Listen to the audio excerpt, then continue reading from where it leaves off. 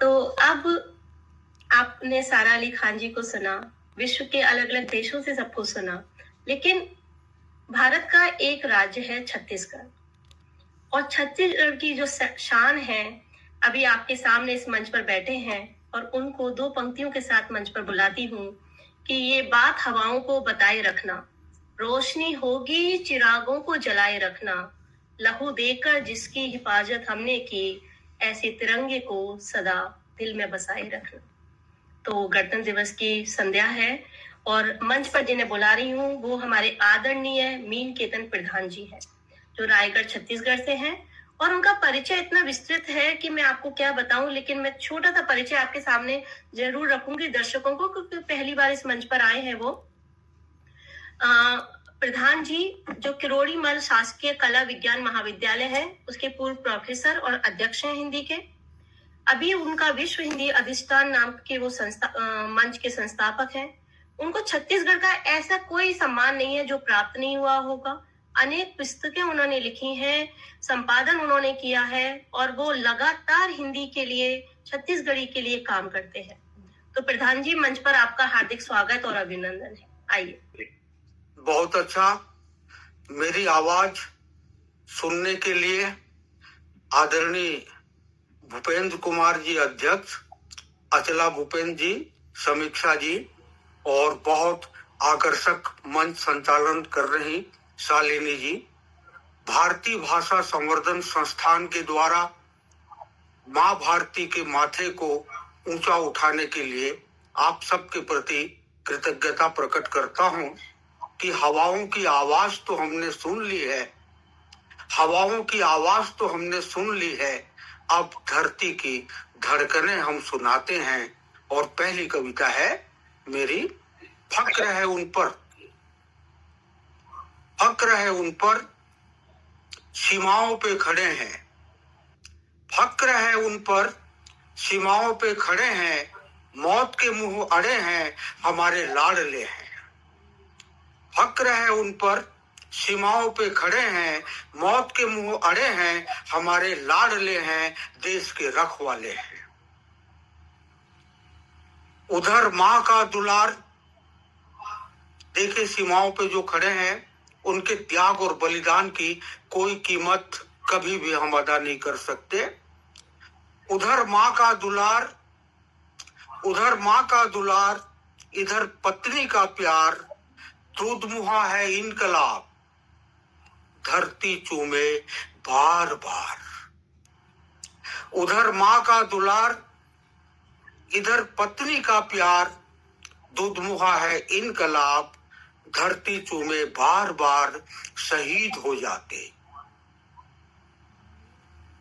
और इन शहीदों को श्रद्धांजलि स्वरूप आज के पावन गणतंत्र के अवसर पर इस कविता की तीसरी कड़ी है।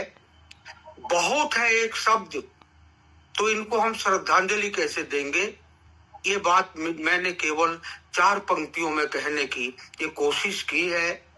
बहुत है एक शब्द इनकी श्रद्धांजलि में, बहुत है एक शब्द इनकी श्रद्धांजलि में, बलिदानी की कथा ऐसी नहीं समाती कविता में, बलिदानी की कथा ऐसी नहीं समाती कविता में, नया सोचती। इनकी बलिदानी के लिए कुछ नया सोचना पड़ेगा, जो कविता की भाषा में इनके त्याग, बलिदान और उत्सर्ग को हम बांध नहीं पाते। कितने भी काव्य और महाकाव्य लिख लें, इनके प्रति हमारी जो संवेदनाएं हैं वो इतनी गहरी हैं। ये देशभक्तों को समर्पित थी ये कविता आज के गणतंत्र पर्व पर। और एक कविता समर्पित है हमारे प्रवासी साहित्यकारों, प्रवासी भारतीय बंधुओं को, जो अपनी मातृभूमि से बहुत दूर रहकर अपनी आत्मा की धड़कनों को भारत की धरती से स्पर्श करते हैं, ऐसे प्रवासी रचनाकारों को एक छोटी सी कविता समर्पित। काम इतना नींद की जरूरत न हो तो कम पड़ती रातें, काम इतना नींद की जरूरत न हो तो कम पड़ती रातें। मैंने देखा है विदेशों में रहने वाले हमारे भारतीयों के जीवन संघर्ष को। काम इतना, नींद की जरूरत न हो तो कम पड़ती रातें अक्सर दिन का हिस्सा बन जाती। रातें भी दिन का हिस्सा बन जाती, मगर कोई हिस्सा नहीं होता दिमाग का। मगर कोई हिस्सा नहीं होता दिमाग का। चले चलता एक तरफा, रात हो या दिन हो हमको पता है। हमारे प्रवासी रचनाकार, हमारे प्रवासी बंधु 24 घंटे जीवन संघर्ष करते हुए अपनी भारत भूमि के प्रति उनकी आस्था और उनकी आत्मा की चेतना, उनकी धड़कनों को हम इतनी दूर रहकर सुनते हैं। प्रवास में लोग हमारे अलग अलग देश होते। प्रवास में लोग हमारे अलग अलग देश होते। अकेले में उनकी आत्मा बोलती। भाई ये केवल तीन लाइन।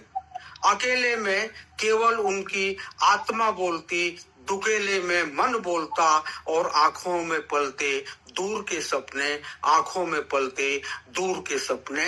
मेरे ख्याल से अंतिम कड़ी था मैं जी मैं अपनी वाणी को अल्प विराम देता हूँ। फिर किसी वैश्विक मंच में मिलने के लिए मैं बहुत आह्लादित हूँ। आपके इस आयोजन से धन्यवाद। बहुत बहुत धन्यवाद प्रधान जी। और आप सुन रहे थे रायगढ़ से प्रधान जी को।